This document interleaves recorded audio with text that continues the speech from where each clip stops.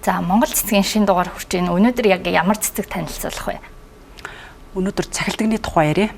Дэлхий дээр 80 төрлийн 1800 зүйлийн цахилдаг ургаж байгаа. Энээс Монгол оронд ердөө 12 зүйлийн цахилдаг ургадаг. 1800 зүйлээс 12хан гэхээр бас чондолттой байгааз. Тэгээд уг нь цахилдагны гэр бүл бол өндөр олуулаа. Тэгээд цахилдагтан өвгөтөө ургамал байгаа.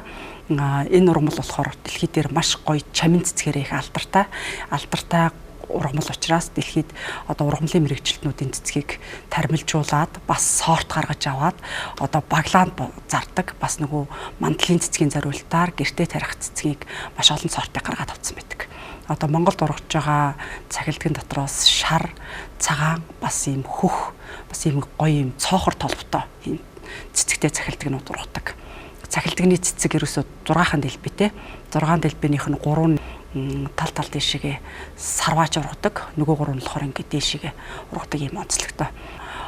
Эмэнд маш их хэрэгэлдэг. Ер нь дэлхий дээр эмийн ургамал гэж тооцогдож явдаг. Одоо манай орнд тэгэхэд ургаж байгаа 12 зүйлийн цахилдаг дотроос нарийн навчид цахилдаг, цүндгэр цахилдаг, ацан цахилдаг гэдэг энэ 3 бол маш их хэрэгэлдэг учраас ховордсон. Одоо зөвхөн ацан цахилдаг гэхэд зөвхөн хинтэд ургадаг. Өөр газар одоо үлдээгүй. Монгол орны бусад газарт ургахаа болцсон, олдохоо болцсон гэсэн үг. Би энэ ацан цахилдаг улаан наманд орцсон. Улаан наманд орсон учраас энийг таслах, түүх ямар нэгэн аргаар сүйтгэх бол хориотой хэрвээ ямар нэгэн байдлаар тасалж агаад ч юм уу түүж агаад баригдах юм бол тэгээд торгуулна. Бас дээрээс нь нэг ургамлын эколог эдийн засгийн үнэлгээ нь өндөр. Ургамлын эколог эдийн засгийн үнэлгээг 5 нугалж төлөвлөдөг. Тийм болохоор нэлээд өндөр төлбөрт унаал гэсэн үг. Тэгээ энэ ховор ургамлыг ингээд устгаас нь өмнө яаж хамгаалах вэ гэдгийг шинжлэх ухааны академийн биологи үрэлэнгийнхэн бодож агаад энэ ургамлыг биотехнологийн аргаар гаргаад авсан. Одоо ацан цахилдаг Монгол оронд ургахаа болоод туслаа гэхэд биотехнологийн аргаар гаргаж авсан учраас энэ ургамал одоо устдахгүйгээр хамгаалагдчихж байгаа гэсэн үг. Шинжлэх ухааны аргаар л энэ ургамлыг дахиад бий болгоод тарчнаа л гэсэн үг. Эмэнд хэрэгэлдэг гэдэг чинь яг ямар төрлийн эмэнд хэр хэмжээгээр ашигладаг юм бол? Ерөнхийдөө цахилдагнуудын бол үндсийг нь эмэнд хэрэгэлдэг цэцэг навчуудын нэг хэрэглээдсэн уламжлал бол байхгүй. Энэ одоо жишээ нарийн навчид цахилдаг гэхэд одоо говьд ургадаг ургамал байгаа. Тэгээ энэ навч нь ингээ нарийнхан учраас энүүгээрээ ингээ тодорхойлогдсон. Тэгээ энэ ургамлаас бол монголчуудын аягүй сайн мэддэг нефромон гэдэг бөөрийн юм байдаг шүү дээ. Тэр имийг энэ нарийн навчид цахилдагнаас гаргаж авсан. Манай уламжлалтын эмчнэр дээр үеэсээ бас хэрэгжилж ирсэн. Одоо орчин үеийн анагаах ухаанд бас ингээд судлаад эм хүртэл гаргаад авсан ургамлын нэг. Бас нэг цүндгэр цахилдаг гэдэг ургамал байна л да. Энийг болохоор бас дээр үеэсээ эмэнд хэрэгжилж ирсэн. Эмийн маш чухал түүхийд. Тийм болохоор монголчууд яг энэ 3 зүйлийн цахилдгийг өргөн хэрэгэлсээр байгаад одоо ховордсон. Нэг нь болохоор зөвхөн хинтэд үлдсэн байна. Нэг нь болохоор зөвхөн говьд үлдсэн байна. Нөгөөх нь болохоор бас зөвхөн ойд хэрийн бүсэд үлдсэн байгаа. Дэлхий дээр ойд, хар шаргон хөрсөнд, хээрт, говьд гэд бүх газар ургах чадвартай ургамал. Маш олон зүйлийн цахилдаг байгаа. Хэрээрээ дэлхий дээр их өргөн тархацсан байдаг гэсэн үг. Цахилдаг ер нь Монголд хүртэл ингээд устгаж ургадаг л да. Говьд ч юм уу, хээрт ч юм уу явж байгаад ингээд цахилдаг ургацсан газар ус байна л гэдээ ойлгочиход болно. Ойр хавьд нь ямар ч ус харагдахгүй ингээд хуурай сайр байж байгаа хэрнээл тэнд цахилдаг байвал энэ газрыг магадгүй хулсан ч юм уу тэнд завчихад бол ус гараал ирнэ гэсэн үг. Би одоо санаж байгаагаар цахилдаг гэхээр нэг тийм ягаан гэхүү хөх гэхүү өнгөтэй цахилдаг л санаад ороод байна л та. Тэгэхээр энэ яг аль төрөл нь вэ? Орос цахилдаг, Ивановын цахилдаг, Сибирь цахилдаг гэсэн зүйлүүд нь Монгол оронд их өргөн тархацсан байдаг. Одоо голын эрэг, намаг, нугаар айгүй их байдаг те. Бас нэг юм дэрстэй хамт ургаад байдаг цахилдаг чинь хавтгаа өндөр навчтай хитэн цэнхэр цэцэг ургадаг те. Нэг цагаан судалтай цэнхэр цэцэгнүүд. Энэ болохоор хамгийн өргөн тархсан. Одоо Ивановын цахилдаг, Сибирь цахилдаг гэх мэтийн цахилдагнууд байгаа. Улаанбаатарынхан бол жишээ нь Богдуул руу гарлаа гэхэд гоё шар цэцэгтэй, шар цахилдгийг ч юм уу харах боломжтой. Маш гоё яг нөгөө навч нь бол яг адилхан бусад цахилдагтайгаа адилхан юм хавтгаа өндөр урт навчтай гоё шар цэцэг, шав шар цэцэгтэй цахилдаг байгаа. Зөвхөн Монгол орны айн бүсэд гоё хар шарон хөрсөнд ургадаг, тансаг хөрсөн туртай. Бусад элсэг цахилдаг ч юм уу те. Тэр нарийн навчид цахилдаг энэ төр болохоор говьд ургаад шүү дээ. Гэхдээ нэг говийн үржил шим муутай хөрсөн дургаад байгаа юм шиг мөртлөө тэр говийн маш хэцүү хүнд нөхцөлийг тэсээд даваад үлдсэн тэр хэрээрээ ингээд ангаах чадвартай болцсон ургамал байгаа юм.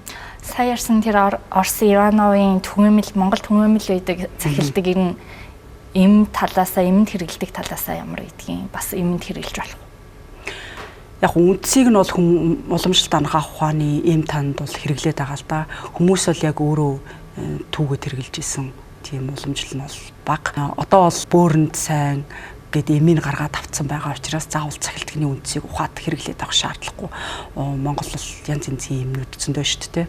Тийм болохоор дээрэс нь энэ нарийн авчид цахилтдаг өөрөө ховрдож байгаа, бараг устж байгаа ургамал болохоор ингээд мэдгүйгээр энийг юунд хизээ яаж хэрэгэлдэг, үндсийг бас ямар тунгаар хэрэглэх юм тэргээ мэдгүй ээжж бас ухах хэрэггүй.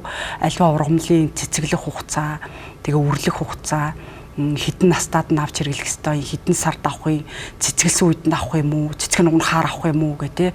Тэгээ зөвхөн одоо үндсийг авдаг гэхэд үндснийхаа яг аль хэсгийг хэрэглэх юм гэдэг ч юм уу. Ийм нарийн тун заавар байдаг. Тийм болохоор энийг бас хамаагүй ингэж оролдох хэрэггүй. Тэрний оронд уламжлалтынхаа эмчит ч юм уу үзүүлээд эсвэл бүр нь үдж байгаа эмчтэй үзүүлээд нефромоно аваад уухад болно л гэсэн үг. Та түрүүн бас ярьжсэн одоо нөгөө сорт болгож ингэж гоёлын цэцэг болгож худалдаанд гаргаж байгаа гэдгийгсэн яг бэлэгдэл талаас захилтгийн бэлэгдэл нь юу юм бэ? Цахилтгийг бол нэг бэлэгдэлгээд гадаадын ч юм уу монголчууд бол нэг сүд болоод идэггүй л да. Яагаад гэвэл бас нэг өргөн тархатагтай холбоотой юм шиг байгаа. Яг гоо тэр дундаас л эмэн онцгой ач холбогдолтойг таниал нэг хэдэн зүйлийн цахилтгуудын илүү өргөн хэрэгэлсээр байгаад одоо ингээд устгах шатанд орцсон. Тэгээ одоо биотехнологийн аргаар атсан цахилтгийг гаргаад авч болсон юм чинь бас нөгөө нарийн авчид цахилтдаг, тэр цүндгэр цахилтдаг ч юм уу, ганц цэцэг цахилтдаг ч юм уу, тэр ховрдож байгаа цахилтгнуудаа бас гаргаад авах байхаа л гэж найдаж байна. Атсан цахилтдаг ганцаараа ингээд цахилтдагныхаа навчнаас өндөр ургадаг цэцэгтэй. Бүр цэцэг нь маш их урт иштэй. Тэгээ ишин дээшээ гоцоос өндөр гарч байгаа тэндээсээ юм ягаан одоо бидний нэрлдэг үзмийн ягаан цэцэг гарч ирдэг. Тэгээ яг тэрүүгээр юм ханаас хараад ингээд атсан цахилтдаг байна гэдэг өөр ямар ч цахилтагтай андуурахгүйгээр таних боломжтой. Цэцэг нь хүртэл өөр, өнгө нь хүртэл өөр, иш нь хүртэл маш өндөр. Одоо цэцэг харах аяллаар зорж очиод хинтгээс үүсэх боломжтой. Энэ цэцгийг одоо биотехнологийн аргаар гаргаж авсан цэцгнийх нь нэг нь одоо хоёр нь манай цонхон дээр ургаж байгаа. Тэгээ айгүй сони юм билээ. Байгалийн ургамал гэдэг чинь өөрөө байгалийн л үт юм билээ. Одоо тасалгааны зориултаар гаргаад авсан цэцгнүүд болохоор ингээд жилийн 4 улирлын турш навч нь хаагдардаггүй ингээд ургаад идэх штэ цонхон дээр байж лээдэг. Тэгэд энд атсан цахилтдаг болохоор яг хавар болохоор ургаад эхэлнэ. Тэгээд намар болохоор хаагдарчдаг. Яаж ч услаад бордоод намар урахгүй өвөл бол тэгэл юу ч байхгүй ингээд харшаар үлдчихдэг. Тэгжээс нэ хавар болоод ирэнгуут ингээд цагаан сарын дараа 3 сар болоод ирэнгуут яг хуу дулаахан болохоор тасалгаанд тэгж 3 сараас ургаж байгаа. Тэрнээс атсан цахилтдаг бол өөрөө 7 сар хүрч цэцгэлдэг. Одоо бусад цахилтгнууд 5 сарын сүүлээр цэцгэлээд эхэлждэг. Тэгэхэд атсан цахилтдаг ганцаараа 7 сар цэцгэлдэг юм онцгой. Тэгсэн мөртлөө ингээд тасалгаанд байгаа учраас одоо температур нь дулаахан байгаа учраас 3 дугаар сар дөнгөж гарангуут усалч хэмжээг байхад өөрөө гаргаад ирдэг байхгүй. Тэгэл намайг услаараа гэж ургаад эхэлдэг. Тэгэхээр нөгөө нэг одоо цахилтдаг ургацсан газар дахиж ургах магадлал нь хэрэг үрээ бас яаж цацдаг вэ? Эрвэхээ хийдгэн бусад цэцгийн тоос цуглуулдаг, бал цуглуулдаг шавжнуудаар ингээд дамжаад үрлэнэ. Дээрээс нь энэ үрийг бас байгальд тарааж өгнө. Тэгээд үр нь бас доороо унсан газараа эргээд ургана. Бас дээрээс нь үндсээрээ ургах чадвартай. За Монгол цэцгийн энэ удаагийн дугаар энэ үрээд өндөрлөж байна. Бид өнөөдөр цахилтгийн талаар ярилцлаа.